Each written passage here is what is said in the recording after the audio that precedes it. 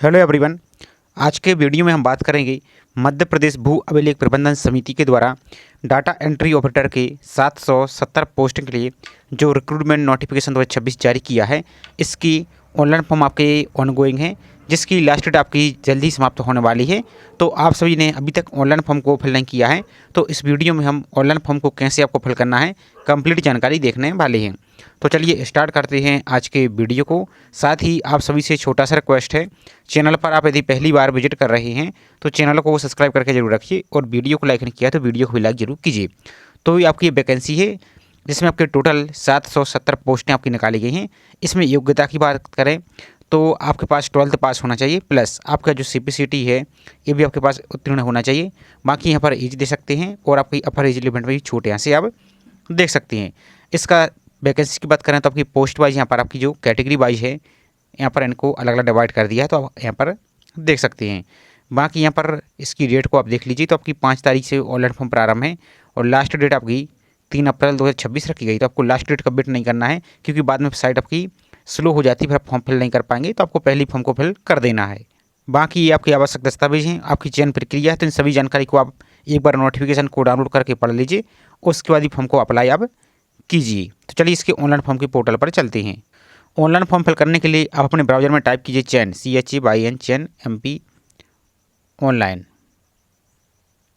इस प्रकार से आप स्पेलिंग सही तरीके से फिल कीजिए आप, तो इस प्रकार से आ जाएगा चैन पोर्टल। इस पर आप क्लिक कीजिए, आपका इस प्रकार का पेज ओपन हो जाएगा। तो यहाँ पर आपको जो वैकेंसी चल रही है Madhya Pradesh land record management society, इसके सामने जो गो का ऑप्शन दिख रहा है इस गो पर आपको क्लिक कर देना है। इस प्रकार से क्लिक कीजिए आप, आपका इस प्रकार का पेज आपका ओपन हो जाएगा। सबसे पहले तो इसका जो नोटिफिकेशन इसको डाउनलोड करने के लिए जो ये वाला आपको लिंक दिख रहा है इस पर क्लिक कीजिए, तो आपका नोटिफिकेशन डाउनलोड हो जाएगा। और जिसने ऑनलाइन फॉर्म फिल कर दिया है तो आपकी एडिट की लिंक भी ओपन हो चुकी है, तो इस लिंक के माध्यम से आप अपने फॉर्म को एडिट कर सकती हैं। और सबसे पहले आपको ऑनलाइन फॉर्म फिल करने के लिए जो पहली बार लिंक दिख रही है ऑनलाइन रजिस्ट्रेशन, इसके सामने जो लिंक दिख रही है इस लिंक पर आपको क्लिक कर देना है। इस प्रकार से क्लिक कीजिए, आपके बाद आपका इस प्रकार का पेज ओपन हो जाएगा। तो आपका जो एक्टिव और वैलिड मोबाइल नंबर है वो यहाँ पर फिल कर देना है, और आपकी जो एक्टिव और वैलिड ईमेल आईडी है वो आपको ईमेल आईडी फिल कर देना है। और आपको जो कैप्चा दिख रहा है इस कैप्चा को सॉल्व करके यहाँ पर फिल करना है, और OTP प्राप्त करने पर आपको सिंपल सा यहाँ से आपको क्लिक कर देना है।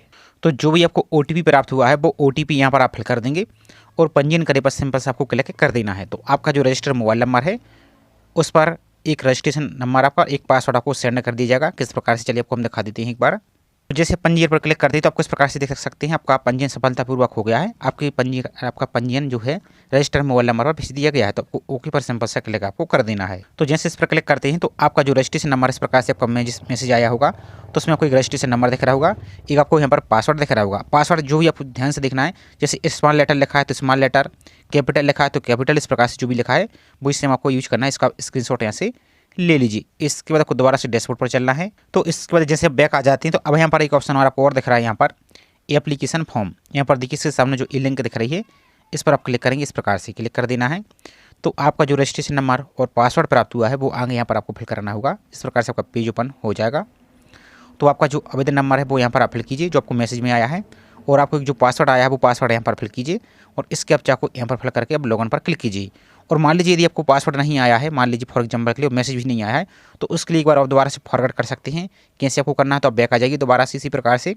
तो यहाँ पर नीचे को आइए तो एक ऑप्शन आपको दिख रहा है यहाँ पर फॉरगेट एप्लीकेशन नंबर या पासवर्ड रीसेट। तो इसके सामने जो ये वाली लिंक दिख रही है जो क्लिक हियर, इस क्लिक पर आपको क्लिक कर देना है। इस पर क्लिक कीजिए।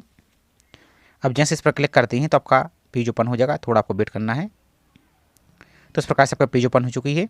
अब आपका जो मोबाइल नंबर आपने फिल किया था वो मोबाइल नंबर यहाँ पर फिल कीजिए, और आपने जो ईमेल आईडी फिल की थी वो ईमेल आईडी यहाँ पर फिल कीजिए सेम टू सेम, और इस कैप्चा को फिल करके आप सबमिट पर क्लिक करेंगे तो आपको दोबारा से रजिस्ट्रेशन नंबर और आपको पासवर्ड सेंड कर दीजिएगा। तो उसको ही यूज करके आपको लॉगिन आपको करना है। चलिए आपको लॉगिन करके नेक्स्ट प्रोसेस आपको अब फॉर्म फिल की स्टार्ट करते हैं। यहाँ पर आप क्लिक करेंगे, इन सभी डिटेल्स को फिल करके आपको लॉगिन पर क्लिक आपको कर देना है। अब जैसे ही लॉगिन कर लेते हैं तो आपको इस प्रकार का ऑप्शन दिखेगा। तो यहाँ पर आपको एक बात ध्यान रखना है क्या, कि जो आपकी आधार कार्ड की डिटेल्स है, क्योंकि आपको यहाँ पर आधार कार्ड की KYC करनी होगी, तो जो भी आपकी आधार कार्ड की डिटेल्स है वो आपकी 10th के सर्टिफिकेट के अनुसार होनी चाहिए। जैसे आपका नाम हुआ, डेट ऑफ बर्थ हुआ, फादर्स नेम और अन्य सभी जानकारी आपके 10th के सर्टिफिकेट के अनुसार होना चाहिए। यदि ऐसा नहीं है तो आप किसी भी आधार कार्ड के नज़दीकी सेंटर पर जाइए, तो लगभग 24 से 48 घंटे में आपकी जानकारी अपडेट हो जाएगी। तो 10th की सर्टिफिकेट ले जाकर अपनी आधार कार्ड के अनुसार अपडेट करवा लीजिए। इसके बाद यहाँ पर देखिए आपको इस प्रकार का ऑप्शन दिख रहा है। तो क्या आपके पास आधार कार्ड है, क्रमांक है और आधार कार्ड होना जरूरी है। तो यहाँ पर ही आपको क्लिक कर देना है। यहाँ पर देखिए, और यहाँ पर देखिए आपको दो ऑप्शन फिर दिख रहे हैं, एक ई-केवाईसी ओटीपी द्वारा सत्यापन और ई-केवाईसी बायोमेट्रिक द्वारा सत्यापन। तो पहला ऑप्शन, यदि आपके आधार कार्ड में मोबाइल नंबर लिंक है तो ओटीपी के माध्यम से आप ई-केवाईसी कर सकते हैं और फॉर्म को कंटिन्यू कर सकते हैं। और मान लीजिए जिसके आधार कार्ड में मोबाइल नंबर लिंक नहीं है तो वो सेकंड ऑप्शन सेलेक्ट करेंगे, लेकिन आपको किसी आधार सेंटर आपको किसी साइबर कैफे पर जाना होगा। तो वहाँ से आपको बायोमेट्रिक थंब के माध्यम से आपकी केवाईसी कंप्लीट हो जाएगी, उसके बाद फॉर्म को आप कंप्लीट कर पाएंगे। तो चलिए हम पहले वाले ऑप्शन को टिक करके आपको प्रोसेस यहाँ से दिखाते हैं। तो पहले वाले ऑप्शन पर इस प्रकार से टिक करना है आपको और आगे वाले पर सिंपल से आपको क्लिक कर देना है। तो इसके बाद देखिए आपका इस प्रकार का पेज ओपन हो जाएगा। अब आपका जो भी आधार कार्ड का नंबर है उस आधार कार्ड के नंबर को यहाँ पर आपको फिल करना है, जैसे आपको यहाँ पर दिखाते हैं। जो भी आपका नंबर, इस प्रकार से अपने नंबर को फिल कीजिए और फिल करने के बाद आपको जो चेकबॉक्स दिया है टर्म एंड कंडीशन को, इसको एक्सेप्ट कर देना है आपको, इसको टिक कीजिए। और आपको जो कैप्चा दिख रहा है इस प्रकार से कैप्चा को सॉल्व करके यहाँ पर फिल कीजिए। और मान लीजिए यदि कैप्चा आपको दिख नहीं रहा है तो आपको जो एक रीलोड का ऑप्शन दिख रहा है यहाँ पर देखिए आप जो इस ऑप्शन को टिक करेंगे तो दोबारा से एक नया कैप्चा यहाँ पर आ जाएगा इस प्रकार से आपका। तो देखिए आप यहाँ पर दोबारा से एक नया कैप्चा आपका आ चुका है। तो यहाँ पर जो भी आपका है इसको वैल्यू को यहाँ पर फिल कीजिए और जनरेट ई-केवाईसी ओटीपी पर आपको क्लिक कर देना है। तो जो आपके आधार कार्ड में मोबाइल नंबर लिंक होगा उस पर एक ओटीपी सेंड किया जाएगा। तो जो भी आपको ओटीपी प्राप्त हुआ है वो यहाँ पर इस बॉक्स में आपको फिल कर देना है, जो आपके आधार कार्ड में मोबाइल नंबर लिंक है उस पर। इसके बाद आपको दोबारा से चेकबॉक्स दिया है, इस चेकबॉक्स को टिक कर देना है और आपको जो विवरण प्राप्त करेगा ऑप्शन दिख रहा है इस पर आपको क्लिक कर देना है। तो जो आपकी आधार कार्ड की जानकारी वो यहाँ पर आपको होने लगी। चलिए आपको नेक्स्ट प्रोसेस आपको दिखा देते हैं। और यदि ओटीपी नहीं जा रहा है तो आपको ट्राई करना होगा, बार बार सर्वर इशू के कारण आपकी समस्या आ जाती है कि ओटीपी कभी कोई सेंड नहीं किया जाता है।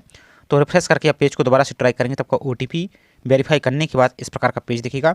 सबसे पहले आपको आवेदित पद, तो यहाँ पर आपको अपना पद, तो आपको डाटा एंट्री ऑपरेटर ने डीओ सेलेक्ट कर देना है इस प्रकार से। अब यहाँ पर आपका जो भी आधार कार्ड के अनुसार नाम है, इसलिए मैंने पहले आपको बताया है कि आपका नाम 10th के सर्टिफिकेट के अनुसार आधार कार्ड में होना चाहिए और वही नाम आपको यहाँ पर ऑटोमेटिक ले लिया जाएगा। यदि नाम आपका 10th में अलग है और यहाँ पर अलग है तो अभी फॉर्म को कंप्लीट मत कीजिए, आप छोड़ दीजिए। आप रजिस्ट्रेशन नंबर और पासवर्ड नोट करके रखिए, उसको दोबारा से लॉगिन कर सकते हैं, लेकिन पहले अपना आधार कार्ड को सुधरवा लेना है। उसके बाद आपको यहाँ पर फॉर्म को कंटिन्यू करना है। तो इस प्रकार से आपका नाम आ जाएगा ऑटोमेटिक आधार कार्ड के अनुसार, आपकी डेट ऑफ बर्थ भी यहाँ से आ जाएगी। इसके बाद देखिए आपको यहाँ पर बहुत ज़्यादा अभ्यर्थियों के फादर्स नेम लिखने में समस्या आ रही है। तो पिता का नाम आपको कैसे लिखना है, जैसे मान लीजिए फॉर एग्जाम्पल के लिए आपका पिता का नाम है जैसे महेश, तो इस प्रकार से फिल करेंगे MEHESH। अब ऐसा करने के बाद यहाँ पर आप देखेंगे एक बार, तो यहाँ पर देखिए जैसे हमने फॉर एग्जाम्पल के लिए यहाँ पर महेश लिखा। अब यहाँ पर देखिए आपका जैसे ये लिखा है तो अभी सही लिखा है, आपका ये एक्सेप्ट हो जाएगा, लेकिन आपको इस प्रकार से स्पेस नहीं होना चाहिए। स्पेस का मतलब यही हो जाता है कि डिजिट हो जाता है। तो यदि इस प्रकार का स्पेस है तो इसको आप इस प्रकार से रिमूव कर दीजिए, तो आपका फॉर्म यहाँ से कंटिन्यू हो जाएगा। तो इस प्रकार से अपना फादर्स नेम यहाँ पर फिल कर देना है आपको। इसी प्रकार से अपने मदर्स नेम, माता जी का नाम फिल करना है। तो ध्यान से देखिए आपको लास्ट में स्पेस यहाँ पर नहीं होना चाहिए, जैसे आपके घर में अभी बताया है। तो इस प्रकार से अपने मदर्स नेम फिल कीजिए और इसमें आपको श्रीमान, श्री, मिस्टर, मिसेस, आपको कुछ भी नहीं लगाना है टाइटल। इसके बाद देखिए यहाँ पर नेक्स्ट है, तो यहाँ पर देखिए एक ऑप्शन दिख रहा है, क्या आपकी जन्म तिथि आधार में दर्ज जन्म तिथि के समान है। तो आपकी समान है तो इस प्रकार से आपको यस पर क्लिक कर देना है, यस पर क्लिक कर देना है। यदि समान नहीं है तो आपको पहले ही बता दिया कि पहले आपको आधार कार्ड को सुधरवा लेना है। इसके बाद दोबारा से अपनी डेट ऑफ बर्थ को यहाँ पर फिल करेंगे आप। यहाँ पर जो भी डेट ऑफ बर्थ है यहाँ पर 10वीं के अनुसार आपको फिल कर देना है। तो इस प्रकार से आपका कैलेंडर आ जाएगा। यहाँ पर अपना ईयर को सिलेक्ट करेंगे आप, यहाँ पर अपने मंथ को सिलेक्ट कीजिए और आपकी डेट को सिलेक्ट कीजिए, तो आपका यहाँ पर डेट ऑफ बर्थ एंटर हो जाएगा। इसके बाद देखिए नेक्स्ट है, क्या मध्य प्रदेश के मूल निवासी। तो यहाँ पर मध्य प्रदेश के मूल निवासी के लिए यहाँ पर वैकेंसी है। यदि नहीं पर टिक कर चाहिए तो देख सकते हैं आप इसके लिए एलिजिबल नहीं रहेंगे, तो आपको वहाँ पर इस प्रकार से आपको टिक कर देना है। आपका जेंडर भी ऑटोमेटिक आधार कार्ड से ले लिया जाएगा। इसके बाद देखिए नेक्स्ट है आपकी कैटेगरी। तो आप UR से हैं तो इसको टिक कीजिए, SC से हैं तो इसको टिक कीजिए, EWS है तो इसको टिक कीजिए इस प्रकार से। तो आपका जो EWS की प्रमाण पत्र की जारी होने की तारीख आपको फिल करनी होगी। और ध्यान से देखिए आपका जो EWS प्रमाण पत्र है जारी होने की तारीख वित्तीय वर्ष 2025-26 के भीतर ही होनी चाहिए। तो वित्तीय वर्ष मतलब क्या है, यदि आपका EWS प्रमाण पत्र है तो जैसे आप मान लीजिए आपका, ध्यान से देखिए आपका जैसे अप्रैल में बना हुआ, 1 अप्रैल के बाद आपका बना हुआ है 2025 में, तो आपका 31 मार्च को ये एक्सपायर हो जाएगा, क्योंकि आपका फिर 1 तारीख से आपका वित्तीय वर्ष चालू हो जाता है। तो आप क्या कीजिए, आपका यदि EWS नहीं बना है तो आप बनवा लीजिए और नया EWS प्रमाण पत्र यहाँ पर फिल कीजिए। तो उसकी तारीख आपको फिर यहाँ से कर देनी है। और बाकी यदि आप SC हैं तो SC को टिक कीजिए और ST हैं तो ST को यहाँ पर देखिए, और OBC है तो इस प्रकार से OBC को आप सेलेक्ट कीजिए। और आगे आपका जो जाति प्रमाण पत्र वो भी आपको आगे अपलोड करना होगा। तो ये फॉर्म आपको सिर्फ सैंपल के लिए दिखा रहे हैं ताकि आप इसकी हेल्प से अपना ऑनलाइन फॉर्म को फिल कर पाएँ। तो नेक्स्ट आपको देखिए दिव्यांगता का विवरण। तो क्या आवेदक निःशक्तजन है यानी दिव्यांग है, न्यूनतम 40% या इससे अधिक, यदि हैं तो इस प्रकार से यहाँ पर टिक कीजिए। फिर आपको यहाँ पर कैटेगरी बतानी होगी, यहाँ पर चलन यानी गतिशीलता, लोको मोटरी डिसेबल है या विजुअल हैंडीकैप हैं या मल्टीपल डिसेबिलिटी है या यहाँ पर दे सकते हैं सर्वोदय बाधित हैं। तो जो भी अपनी कैटेगरी यहाँ पर सेलेक्ट करेंगे और इसका भी फिर आपको सर्टिफिकेट भी आगे आपको अपलोड करना होगा। यदि नहीं है तो नो पर आपको इस प्रकार से क्लिक आपको कर देना है। इसके बाद देखिए नेक्स्ट आपकी विवाह विवरण। तो क्या आप विवाहित हैं? यदि विवाहित हैं तो इस प्रकार से यहाँ पर टिक कीजिए। तो विवाह की तिथि आपको फिल करनी होगी, जीवित बच्चों की संख्या फिल करनी होगी और अंतिम बच्चे की जन्म तिथि भी आपको यहाँ पर फिल करनी होगी। और क्या आपके अंतिम बच्चे जुड़वा है? यदि जुड़वा है तो वहाँ पर टिक करेंगे और नहीं है तो इस प्रकार से नो पर टिक कीजिए। और यदि आप विवाहित नहीं हैं, आप अनमेरिड हैं तो नहीं पर इस प्रकार से आपको टिक कर देना है। इसके बाद देखिए नेक्स्ट सबसे महत्वपूर्ण आपकी एजुकेशन क्वालिफिकेशन। तो सबसे पहले आपको 10th की जानकारी फिल करनी, तो अपने बोर्ड का नाम यहाँ पर फिल कीजिए। तो आपका जैसे MP बोर्ड है तो इस प्रकार से MP बोर्ड भोपाल इस प्रकार से फिल कीजिए। और यदि CBSE है तो CBSE। इसके बाद देखिए नेक्स्ट आपकी उत्तीर्ण वर्ष। तो 10th आपने 10वीं परीक्षा किस वर्ष पास किया है तो उसका ईयर यहाँ पर आप फिल करेंगे। जैसे मान लीजिए आपने इस प्रकार से फिल किया, फॉर एग्जाम्पल के लिए आपने तो अपने 10th जो भी किया है इस प्रकार से यहाँ पर आप फिल कीजिए। सॉरी, यहाँ पर आपको इस सब सैंपल के लिए आपको यहाँ पर दिखा रहे हैं। तो इस प्रकार से जो भी आपने 10th फिल किया है, आपने पास किया वो फिल कीजिए। कोर्स का प्रकार तो प्राइवेट या रेगुलर, इसको टिक कीजिए। रोल नंबर, आपका 10th का जो भी रोल नंबर है वो यहाँ पर फिल कीजिए। और उसकी परसेंटेज आपके कितने हैं वो फिल कीजिए। जैसे आपकी परसेंटेज मान लीजिए फॉर एग्जाम्पल के लिए आपकी 70%, तो सर आपको 70 फिल नहीं करना, आपको दशमलव लगाकर इस प्रकार के 00 भी आपको फिल करना है। और इससे ज़्यादा है आपके जैसे 70.6534 इस प्रकार से आपको यहाँ पर दशमलव के बाद ही आपको फिल करनी होगी। इसका देखिए नेक्स्ट 12th की जानकारी। तो 12th आपका किस बोर्ड से पास किया है? जैसे MP बोर्ड है तो MP बोर्ड भोपाल इस प्रकार से फिल करेंगे आप। आपका पासिंग ईयर तो आपने किस वर्ष पास किया वो, जैसे आपने 2000 मान लीजिए जो भी आपका ईयर वो यहाँ पर फिल करेंगे। कोर्स का प्रकार आपका रेगुलर है प्राइवेट, तो इस प्रकार से फिल कीजिए। आपका जो 12वीं का रोल नंबर है वो फिल कीजिए और आपके जो भी परसेंटेज बने हैं तो इस वाले बॉक्स में आपको परसेंटेज को फिल करना है। और एक बात ध्यान दीजिए, आपको सभी जानकारी सही सही से ही फिल करना है ताकि आपको आगे कोई प्रॉब्लम ना हो, बाद में आपको फॉर्म भी एडिट ना करना पड़े। अब यहाँ पर देखिए नेक्स्ट सबसे महत्वपूर्ण CPCT की विवरण। तो चूँकि इसमें CPCT होना जरूरी है, इसके अलावा आपके पास डिप्लोमा हो या कुछ भी हो तो वो हो आपके पास या ना हो कोई समस्या नहीं है, लेकिन 12th पास प्लस CPCT होना चाहिए। कम से कम हिंदी पास तो जरूर होना चाहिए। और हिंदी के अलावा जो आपका एग्जाम होता है, जो टेस्ट होता है, उसमें भी आपको पासिंग होना अनिवार्य है। इंग्लिश आपके पास नहीं भी है तो कोई समस्या नहीं, आप अप्लाई कर सकते हैं। आप चाहें तो इसके जो नोटिफिकेशन है उसमें सिलेक्शन प्रोसेस को आप पढ़ेंगे ध्यान से, तो उसमें सब कुछ आपके डाउट क्लियर हो जाएंगे। तो यहाँ पर देखिए नोट, उक्त जानकारी CPCT मार्कशीट के अनुसार ही भरें और वेरिफिकेशन के दौरान यदि कोई जानकारी गलत पाई जाती है तो आपकी उम्मीदवारी निरस्त कर दी जाएगी। तो जो आपका CPCT का आवेदन नंबर है, जब आपने ऑनलाइन फॉर्म फिल किया था तो एक एप्लीकेशन नंबर आपको मिला होगा, तो वही एप्लीकेशन नंबर यहाँ पर आप फिल करेंगे और जैसे इस सर्च पर क्लिक करेंगे तो ये जानकारी आप ऑटोमेटिक आपकी फिल हो जाएगी। आपको यहाँ पर इसमें कोई भी चेंजेस नहीं कर पाएंगे, ये सुनो आप कुछ भी नहीं कर पाएंगे। यदि आप पास होंगे कंप्यूटर दक्षता तो आपका ऑटोमेटिक यहाँ पर क्वालिफाई आ जाएगा। और यहाँ पर आपके 75 में से कितने नंबर आपके मिले हैं वो यहाँ पर ऑटोमेटिक आ जाएगा। न्यूनतम कम से कम 38 अंक होना आवश्यक है, यदि इससे कम होती है तो आप फेल माने जाएंगे। इसी प्रकार से आपकी हिंदी टाइपिंग भी क्वालिफाई है या डिसक्वालीफाइड है, तो इस पर भी ये सुनो आपका ऑटोमेटिक, जैसे इस पर क्लिक करते हैं तो ये जानकारी ऑटोमेटिक आपकी CPCT के डेटा से आपके यहाँ पर कैप्चर कर ली जाएगी। तो इस प्रकार से आपको ये सब कुछ आपको देख लेना है सही तरीके से। इसके बाद देखिए नेक्स्ट आपका स्थायी पता। तो यहाँ पर अपना मकान नंबर फिल कीजिए। आपका जो भी मकान नंबर है, यदि मान लीजिए नहीं भी है मकान नंबर याद नहीं है फॉर एग्जाम्पल के लिए, तो यहाँ पर आप 0 भी फिल कर सकते हैं। अब आपका जो भी गांव है अपने गांव का नाम, मोहल्ला या सिटी का नाम फिल कीजिए। अब अपने क्षेत्र कॉलोनी के नाम फिल कीजिए। अपनी तहसील या शहर का नाम फिल कीजिए। राज्य और यहाँ पर अपना जो भी जिला है इस प्रकार से अपने जिले का नाम यहाँ पर आप सेलेक्ट करेंगे, सिर्फ सैंपल के लिए दिखा रहे हैं। और आपका जो भी पिन कोड है वो पिन कोड के यहाँ पर आप फिल कीजिए। तो ये तो रहा आपका क्या स्थायी पता जिसमें आपके वैलिड डॉक्यूमेंट है। इसके बाद देखिए नेक्स्ट आपका वर्तमान पता, यदि आप कहीं और रह रहे हैं तो उसकी भी जानकारी यहाँ पर फिल कर सकते हैं। और यदि आपका स्थायी पता और वर्तमान पता दोनों सेम है तो इस वाले ऑप्शन पर टिक करेंगे तो दोनों ऑटोमेटिक यहाँ से आपका फिल हो जाएगा। इसके बाद देखिए आपकी जो भी फोटो है वो आधार कार्ड के अनुसार ऑटोमेटिक यहाँ पर फोटो आ जाएगी। तो फोटो आपको अपलोड करने की आवश्यकता नहीं और फोटो आप अपलोड भी नहीं कर पाएंगे, सिर्फ आपको अपना सिग्नेचर अपलोड करना है। तो सिग्नेचर आप JPG फॉर्मेट में मिनिमम 10 KB अधिकतम 100 KB तक अपना सिग्नेचर को ब्राउज पर क्लिक करके अपलोड कीजिए और इसे चेक बॉक्स दिया है इसको यहाँ पर टिक कर दीजिए, तो आपका सिग्नेचर यहाँ से अपलोड हो जाएगा। अब यदि सिग्नेचर अपलोड करने में कोई समस्या आ रही है और आगे डॉक्यूमेंट अपलोड करने में भी कोई समस्या आएगी तो उसका हम एक अलग से वीडियो आपको बनाया है, तो उसकी लिंक आपको हम डिस्क्रिप्शन में दे देंगे, तो उसको देकर अपना सिग्नेचर फोटो को अपलोड कर पाएंगे। लेकिन आपको एक बात ध्यान रखना है, क्या आपको बता देते हम, यदि आपका सिग्नेचर अपलोड नहीं होता तो एक बार आपको चेक कर लेना आपका इस प्रकार का सिग्नेचर रहेगा।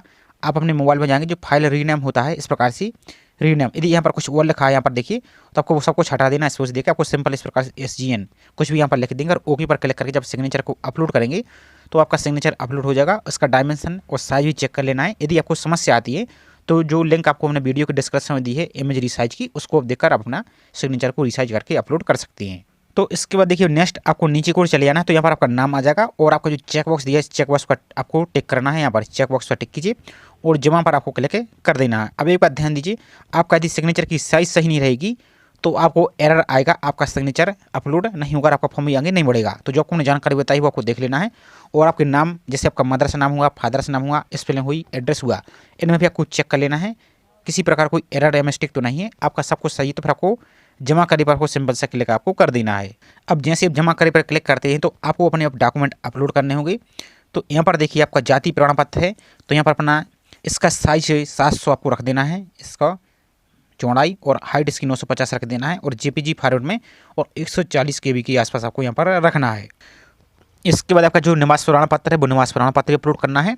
इन सभी को चूज फाइल पर क्लिक करके इसके सामने जो अपलोड का ऑप्शन है इस पर क्लिक करेंगे तो आपका सर्टिफिकेट अपलोड हो जाएगा। इसी प्रकार से 10th की मार्कशीट, आपको 12th की मार्कशीट, आपका सर्टिफिकेट जो CBCD का सर्टिफिकेट, इसको भी अपलोड करना होगा।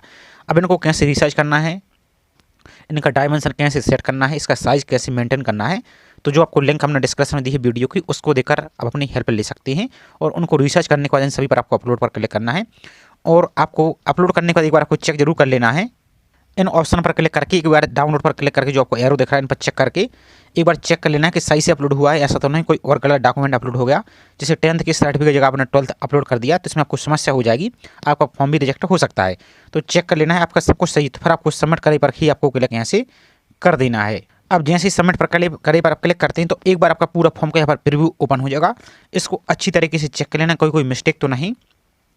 यदि मिस्टेक है तो आपको जो गो बैक का ऑप्शन दिख रहा है ये वाला यहाँ पर देखेंगे आप, ये वाला जो गो बैक का ऑप्शन दिख रहा है इस पर क्लिक करके आप फॉर्म को पीछे जाके उसको सुधार लीजिए। और आपका यदि सबको सही तो आपको जो सबमिट का ऑप्शन दिख रहा है ये वाला यहाँ पर ही, इस सबमिट पर आपको क्लिक यहाँ से कर देना तो आपका फॉर्म यहाँ से सबमिट हो जाएगा। तो फॉर्म सबमिट होने के बाद आपको इस प्रकार का प्रीव्यू दिखेगा, भुगतान नहीं है। तो आपको नीचे को स्क्रॉल करते यहाँ पर चले आना है और आप यहाँ पर देखिए आपको यहाँ पर अपनी पेमेंट भी करनी होगी। तो यहाँ पर नीचे को आएंगे आप, तो पेमेंट करने से पहले आपको जो ऑप्शन दिख रहा है यहाँ पर प्रिंट का, इस प्रिंट पर ही आपको क्लिक करना होगा।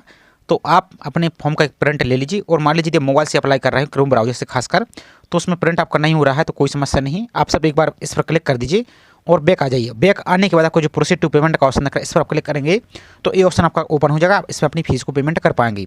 और आपको पेमेंट करने में कोई समस्या आ रही है तो जो MP ऑनलाइन का हेल्पलाइन नंबर आपको जारी किया गया है इस पर भी आप कॉन्टैक्ट कर सकते हैं। तो सिंपल आपको प्रिंट पर क्लिक करना है, उसके बाद प्रोसीड टू पेमेंट का ऑप्शन आपको क्लिक आपको कर देना है। तो इसके बाद अपनी फीस की पेमेंट करनी हुई, आप नेट बैंकिंग, डेबिट कार्ड या UPI के माध्यम से पेमेंट कर सकते हैं। जैसे UPI से करना है तो UPI पर टिक कीजिए।